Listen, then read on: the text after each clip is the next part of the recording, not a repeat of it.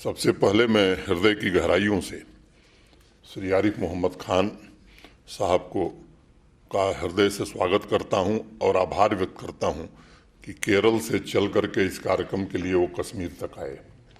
मैं अपनी ओर से सभागार में उपस्थित सभी लोगों की ओर से और जम्मू कश्मीर प्रशासन की ओर से उनके प्रति हृदय से कृतज्ञता ज्ञापित करता हूं। आज जो दिन भर का कन्वेंशन है सूफीज़म पर, मैं उसके लिए क्लस्टर यूनिवर्सिटी के माननीय कुलपति जी को और उनकी पूरी टीम को हृदय से बधाई देता हूं। मैं एक नाम भूल गया, प्रोफेसर एसपी वर्मा साहब मौजूद हैं, क्षमा करेंगे। जम्मू कश्मीर के प्रसिद्ध गांधीवादी, और केवल नाम से गांधीवादी नहीं बल्कि वास्तव में जीवन उन्होंने गांधी के आदर्शों पर जिया है और अकेले जम्मू कश्मीर में गांधीवाद की अलख लंबे समय से जगाए हुए हैं। मैं उनका विशेष रूप से स्वागत करता हूं।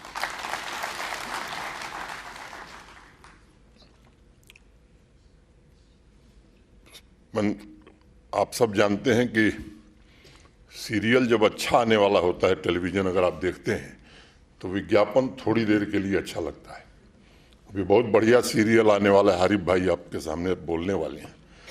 मैं विज्ञापन के तौर पर हूं,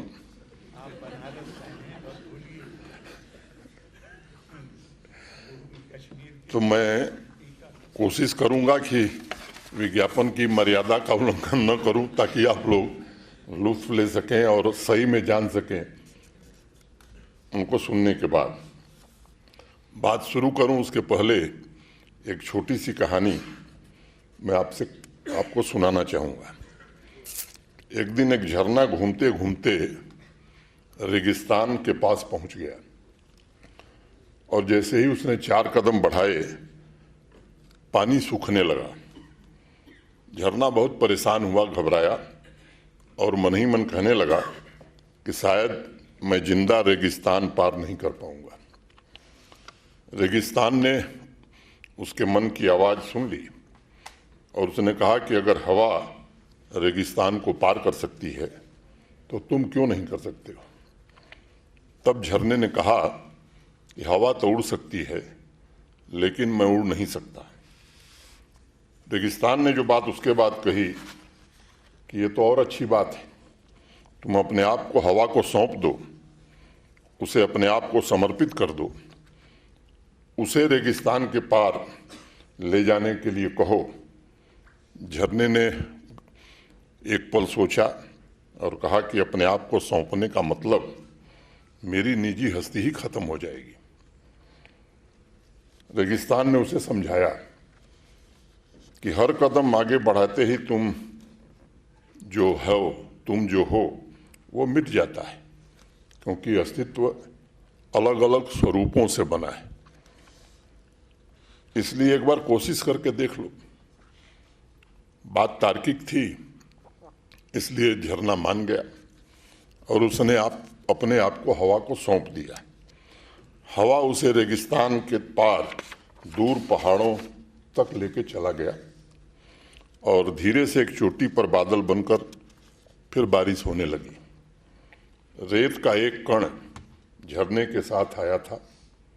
उसने झरने के कान में धीरे से कहा कि बिना किसी भेदभाव के संपूर्ण के साथ प्रेम संबंध ही हमारे अस्तित्व का असली सच है, असली सत्य है। और मुझे लगता है कि यही सूफीज़म है। जब सभी धर्म, सभी पंथ एक दूसरे में लीन हो जाते हैं, प्रेम से व्यक्तित्व अपने आप को समर्पित कर देता है, तब जो इंसान उभरता है वही असली सूफी है।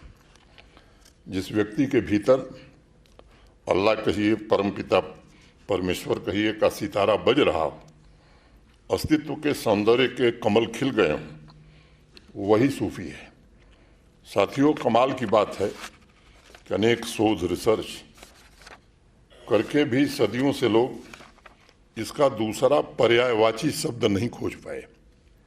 कोशिश अनेक लोगों ने की, कोई सिनोनिम सूफीज़म का अभी तक दुनिया नहीं खोज पाई है। जो लोग इस पर शोध कर रहे हैं, रिसर्च कर रहे हैं, उन्होंने सिर्फ एक ही बात कही है, मैं इसे समझा नहीं सकता, हाँ अगर आप चाहें तो इसका स्वाद जरूर ले सकते हैं। मेरे पहले के वक्ताओं ने बताया है, मैडम ने बहुत विस्तार से बताया, पुरातन काल से सूफीज्म जब हमारे यहाँ आया तब उस पर वेद, उपनिषद, निर्गुण भक्ति, इन सभी चीज़ों का गहरा प्रभाव था। और संसार का जो सबसे प्राचीनतम ग्रंथ है ऋग्वेद, उसमें संस्कृत के 2 शब्द हैं, जुष्टम और देवेभिरुत। जुष्टम यानी हार्मनी, देवेभिरुत यानी संसार में मौजूद सभी प्रकाश पुंज। और ऋग्वेद कहता है कि परम पिता ने बिना किसी भेदभाव के समाज के हर एक व्यक्ति में प्रकाश तथा अन्य गुणों को हार्मोनाइज किया है। और सूफी संत कहते हैं कि धरती और आकाश में एक भी जगह ऐसी नहीं होनी चाहिए जहां अल्लाह का परम पिता का दीदार न हो। भारतवर्ष के अनेक हिस्सों में, अन्य हिस्सों की तरह ही कश्मीर में भी सभी आध्यात्मिक धाराओं के सम्मान की बड़ी पुरानी परंपरा रही है। जम्मू कश्मीर को पैराडाइज ऑन अर्थ केवल भौगोलिक सुंदरता के लिए नहीं कहा जाता है, बल्कि इसके अनेक अन्य कारण भी हैं। और मैं जो समझता हूँ कि इस जगह पर आते आते परमपिता परमेश्वर या अल्लाह ये हमारी निगाह बन जाते हैं।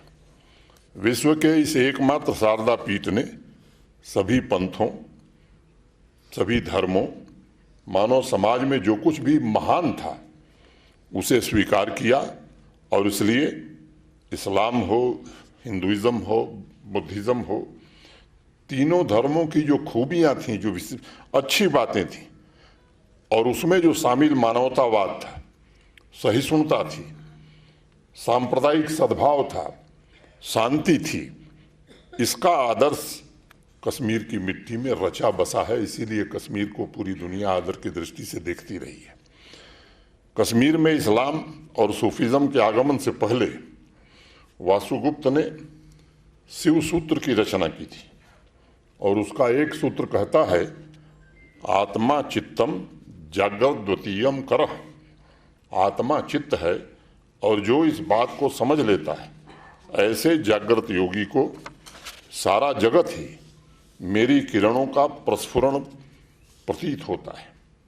इस बात को अलग शब्दों में दोहराते हुए कल्हड़ ने राज तरंगिणी में लिखा कि जम्मू कश्मीर की धरती पर तिल मात्र ऐसा स्थान नहीं है जहां तीर्थों से बाहर हो, जो तीर्थों से बाहर हो।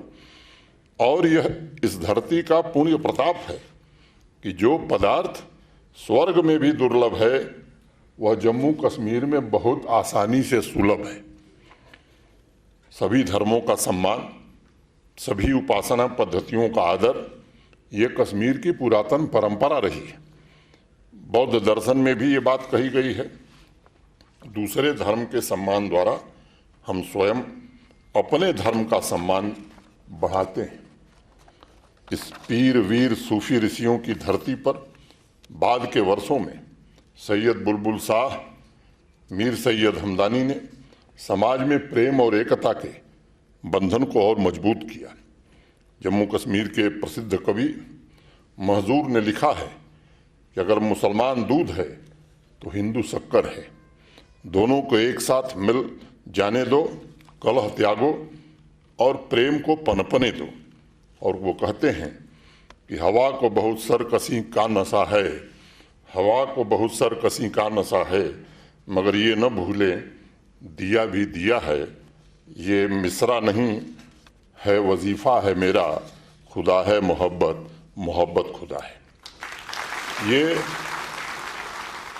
इस देश की परंपरा है जिसने प्राचीन काल से इंसान की आपसी मोहब्बत, वसुधैव कुटुंबकम और समाज की मूलभूत एकता में विश्वास स्थापित किया है। मुझे स्मरण है, और आप में से अनेक लोगों को याद होगा, जब विश्व धर्म सभा में स्वामी विवेकानंद ने कहा कि मैं ऐसे धर्म का अनुयायी होने में गर्व अनुभव करता हूँ जिसने पूरी दुनिया को सहिष्णुता तथा सार्वभौमिक स्वीकृति दोनों की शिक्षा दी है। और उन्होंने इस बात पर बहुत जोर दिया, बल दिया कि हमें हिंदुओं की आध्यात्मिकता, बौद्धों की करुणा, ईसाइयों की कर्मण्यता तथा मुसलमानों का भाईचारा अपने व्यवहारिक जीवन में प्रदर्शित जरूर करना चाहिए। सभी को एक ढंग से देखने का आदर्श ही सूफीज़म है और ये वैश्विक चिंतन की सबसे बड़ी ताकत है। योगिनी ललेश्वरी ने लिखा है, शिव छुई थल थल रोजान, मोजान हयोंद त मुसलमान, प्रखय छुख नपान प्रजनाओ, सोई छय साहिबस ज्ञानी जन। अर्थात शिव का निवास स्थान स्थान पर है, वह सर्वव्याप्त है और इसलिए हिंदू और मुसलमान का भेद न कर, यदि तुम प्रबुद्ध हो तो अपने आप को पहचानो, साहिब की वही असली पहचान है। और शेख नूरुद्दीन सामाजिक सद्भाव, विभिन्न परंपराओं और इसके बीच मौजूद एकता के संबंध में आगे कहते हैं, खोदिए छुए अकुई नाव छुस लछा, अर्थात खुदा एक है, इसके नाम लाखों हैं, समस्त चर एवं अचर जगत उसके प्रकाश से व्याप्त है। शैव भक्ति और इस्लाम का यह बेहतरीन संगम जम्मू कश्मीर के अलावा दुनिया के किसी कोने में आप नहीं देख सकते। यही वह धरती है जहाँ ऋषि परंपरा में हिंदू और मुसलमान दोनों गुरुओं को समान आदर मिलता रहा है। अगर नून ऋषि समाज को आगे बढ़ने की प्रेरणा देते हुए कहते हैं कि तलवार को तोड़कर हंसिया बनाओ, तो लाल देव कहती हैं कि सहनशीलता बिजली की कौंध और बादल की गर्जन है। और मैं समझता हूँ यही भारतीय जीवन दर्शन का निचोड़ भी है। हमारा उद्देश्य एक हो, हमारी भावनाएं सुसंगत हों, हमारे विचार एकत्रित हों, यानी समाज के हर एक वर्ग, हर एक धागे में तारतम्यता हो और सभी मानवता के कल्याण के उद्देश्य के साथ आगे बढ़े। कुरान में पैगंबर मोहम्मद साहब का संदेश है कि हर चीज़ अपनी प्रकृति से चलती है, उनमें कोई टकराव नहीं है। और कुरान में लिखा है कि न सूरज के बस में है कि चाँद को पकड़ ले और न रात दिन से पहले आ सकती है, और सब एक दायरे में तैर रहे हैं। अनेक विद्वानों ने सूफीज़म की अनेक परिभाषाएं दी। ये स्वागत योग्य है क्योंकि नए नए विचार लोगों के सामने आवें, ये बड़ा ज़रूरी है किसी भी खुले समाज के लिए। मैं मानता हूँ कि सूफीज़म समाज की एकता का मूल आधार है, ईश्वर अल्लाह की इबादत है, मोहब्बत की नींव है, जिस पर इंसानियत की इमारत जस की तस अपने शुद्ध रूप में खड़ी की जा सकती है। मैं समझता हूँ कि सूफीज़म संपूर्ण अस्तित्व के साथ संबंध स्थापित करने का भी एक माध्यम है। जिस दिन हर एक इंसान संपूर्ण अस्तित्व को बिना किसी भेदभाव के अपने भीतर आमंत्रित करने के लिए तैयार हो जाता है, उस दिन वह सूफी हो जाता है। जहाँ भेदभाव मिट गए, अनेक रास्ते एक रास्ते में तब्दील हो गए, वहाँ सिर्फ एक ही वाद बचता है और वह है सूफीवाद, यानी वह है मोहब्बत। सूफी फ़कीर जलालुद्दीन रूमी ने अपने गीत में लिखा है कि एक स्त्री के दरवाजे पर किसी ने दस्तक दी और उसने भीतर से पूछा, कौन है? दरवाजे के बाहर खड़े आदमी ने हैरान होकर कहा, मैं हूँ, तुम मेरी आवाज़ नहीं पहचान रही हो? इस बात के जवाब में उस महिला ने उत्तर दिया, यह छोटा सा घर मैं और तू दो का नहीं संभाल सकता। और दरवाज़ा बंद ही रहा, खुला नहीं। वो आदमी बहुत निराश हुआ। उस स्त्री का प्रेमी था और उसे जीवन में पहली बार धक्का लगा। वह परेशान होकर घर से जंगल की ओर जा रहा था। वर्षों तक उसने तपस्या की और फिर वापस घर लौटा। उसने देखा कि दरवाज़ा बंद है। उसने फिर दस्तक दी। अंदर से फिर उस स्त्री की आवाज़ आई, कौन है? उस आदमी ने कहा कि अब तो तू ही है, और दरवाज़ा खुल गया।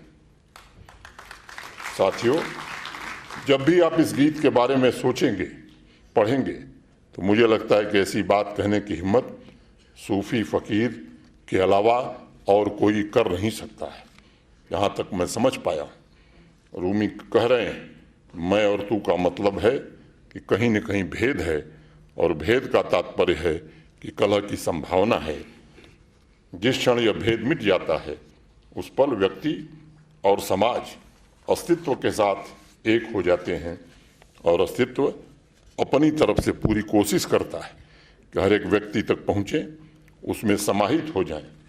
और तब कबीरदास ने लिखा, कबीरा मन निर्मल भया जैसे गंगा नीर। कबीरा मन निर्मल भया जैसे गंगा नीर, पाछे पाछे हर फिरे कहत कबीर कबीर। कबीर कहते हैं जब से यह भेद मिटा, जब से यह मन निर्मल हुआ, तब से मुझे ईश्वर के पीछे जाने की जरूरत नहीं पड़ी, बल्कि खुद ईश्वर पीछे पीछे मेरा नाम पुकारते आ गए। कबीर ने इसके जरिए एक बड़ा संदेश भी दिया कि मनुष्य के बीच, समाज के बीच प्रेम से बड़ा कोई दूसरा संबंध नहीं है। और जब व्यक्ति पूरी तरह से प्रेम में होता है, हृदय में सौहार्द होता है, तो ईश्वर अल्लाह खुद ब खुद चलकर व्यक्ति के पास पहुंचते हैं। सूफीज़्म का लक्ष्य ही व्यक्ति व्यक्ति में, पंथ धर्म समाज में मौजूद भेदभाव को मिटाना है, ऐसी दीवारों को तोड़ना है ताकि इंसान ईश्वर अल्लाह की दी हुई वास्तविक क्षमता को सही कार्य में लगा सके। और ये क्षमता सिर्फ प्रेम और ध्यान से ही मिलती है। संसार के सभी धर्मों, सभी पंथों और सभी सूफी संतों ने इसी मार्ग पर हम सबको बढ़ने की, आगे बढ़ने की प्रेरणा दी है। सूफी संत शेख फरीद कहते हैं, बोले शेखू फरीदू प्यारे अलह लगे, बोलिए सचू धर्म न झूठ बोलिए, जो गुरुदसे वाट मुरीदा जोलिए। मेरे प्रिय मित्रों, अल्लाह से जोड़ लो अपनी मोहब्बत, धर्म से सच बोल, और जो रास्ता गुरु दिखा दे उसी पर चल, उसी पर आगे बढ़। मैं मानता हूँ यह प्रेम और ध्यान ही विकास का असली ईंधन और समाज की असली ऊर्जा है। जिस समाज में अमन और आपसी मोहब्बत है, उस समाज का ही सर्वांगीण विकास हो सकता है। जिस समाज में कलह है, अशांति है, वहाँ न तो तरक्की संभव है, न व्यक्तिगत विकास की संभावना है, और न ही उस जमीन में सपने और आकांक्षाएं पैदा हो सकती हैं। प्राचीन समय से कश्मीर में संप्रदायों के बीच इस मोहब्बत का पूरी दुनिया में उदाहरण दिया जाता रहा है। और आप सब जानते हैं, जब ये मोहब्बत कम हुई, जब ये कलह बढ़ी, तो कितनी शर्मिंदगी जम्मू कश्मीर के लोगों को उठानी पड़ी। मैं निश्चित रूप से आप सबसे कहना चाहता हूँ, किसी ने मुझसे 3-4 दिन पहले एक पत्रकार ने पूछा कि क्या बदल हुई है। मैंने उसको कहा कि 3-4 बातें आप नोट करिए, और मैं आपसे भी कहना चाहता हूँ, बार बार ये बात मैं कहता हूँ, विकास तभी संभव है जब शांति होगी, अशांति में विकास नहीं हो सकता है। मैंने उनको कहा कि एक स्ट्रीट वायलेंस अब जम्मू कश्मीर से समाप्त हो गया है। अब वे लोग नहीं दिखाई पड़ते जो स्ट्रीट वायलेंस के लिए जिम्मेदार होते थे, और वो बेचारे, मैं समझता हूँ कि शिकार थे कुछ लोगों के। दूसरी बात, अब चाहे वो विश्वविद्यालय के विद्यार्थी हों, स्कूल कॉलेज के विद्यार्थी हों, अब वो जमाना लद गया, या हमारे बिजनेस और ट्रेड के लोग। कुछ ताकतें थीं जो बंद कॉल देती थी यहीं से, कुछ थीं जो हमारे पड़ोस से देती थी। कितना नुकसान होता था जम्मू कश्मीर का, आप जरा इस पर विचार करिए। और मैं एक बात बार बार कहता हूं कि सबसे नुकसान गरीब आदमी का होता है। मारा जाता है गरीब आदमी। कुछ लोग अपने हितों के लिए काम कराते हैं, इसको सबको समझने की जरूरत है। तीसरी बात, अंधेरा होने के पहले लोग घर की ओर जाते थे। अब 10 बजे रात को पोलो व्यू मार्केट में अनेक लोग खरीदारी भी कर रहे हैं। झेलम के किनारे बच्चे आइसक्रीम खाते हुए गिटार भी बजा रहे हैं और संगीत भी गा रहे हैं। मुझे लगता है कि समय का इंतजार था श्रीनगर और कश्मीर के वासियों का, और मैं आपसे निवेदन करना चाहता हूँ कि जब भी शांति रहेगी, विकास के कोई भी मानदंड हम स्थापित कर सकते हैं, लेकिन अशांति में विकास न दुनिया के किसी क्षेत्र में हुआ है न यहाँ हो सकता है। और इसलिए मैं आप सबसे निवेदन करना चाहता हूँ कि इसमें आप सब मदद करिए। किसी को कुछ लगता है, आज मुझे आपको सूचना देते हुए हर्ष है, 30 वर्ष बाद आज मुहर्रम का 8वां जुलूस शांति के साथ पूरे श्रीनगर की सड़कों पर होते हुए अब वो वापस लौट रहा है। धार्मिक आयोजनों में राजनीति की जाए, मैं समझता हूँ ये सबसे गलत बात है। और इसलिए मैं आप सबसे कहता हूँ, भाई ये जो सूफिज्म है, ये मोहब्बत है, ये हम सब आपस में कायम रखें, शांति सद्भाव बनाए रखें। और मुझे लगता है कि अब यहाँ के युवा में नई आकांक्षाएं, नए सपने जन्म लेने लगे हैं। हर दूसरे दिन एक नया स्टार्टअप अब कश्मीर में आ रहा है। यहाँ के युवा केवल जम्मू कश्मीर में नहीं, देश में नहीं, बल्कि दुनिया में अपनी पहचान बनाने में समर्थ हैं। मैं आप सबसे निवेदन करता हूँ कि आइए, आवाम खुशनसीब रहे, फिर से इस धरती को असली पैराडाइज बनाने का अवसर जो मिला है, हम सब मिल करके इस काम को करें। अपनी मोहब्बत, आपसी भाईचारे से इसे पुनः हम सब निर्मित करें। इस अवसर पर कैफी आजमी साहब की कुछ लाइनें सोमनाथ मंदिर की नज्म सुनाना चाहूँगा आपको, जिसमें एकता की खुशबू है और सूफिज्म की रूह भी। बुत सिकन कोई कहीं से न आने पाए, बुत सिकन कोई कहीं से न आने पाए, हमने कुछ बुत अभी सीने में सजा रखे हैं, अपनी यादों में बसा रखे हैं, दिल पे यह सोच के पथराव करो दीवानों कि जहाँ हमने सनम अपने छिपा रखे हैं, वहीं गजनी के खुदा रखे हैं। बुत जो टूटे तो किसी तरह बना लेंगे उन्हें, टुकड़े टुकड़े सही दामन में उठा लेंगे उन्हें, फिर से उजड़े हुए सीने में सजा लेंगे उन्हें। अगर खुदा टूटेगा हम तो न बना पाएंगे, अगर खुदा टूटेगा हम तो न बना पाएंगे, उसके बिखरे हुए टुकड़े न उठा पाएंगे।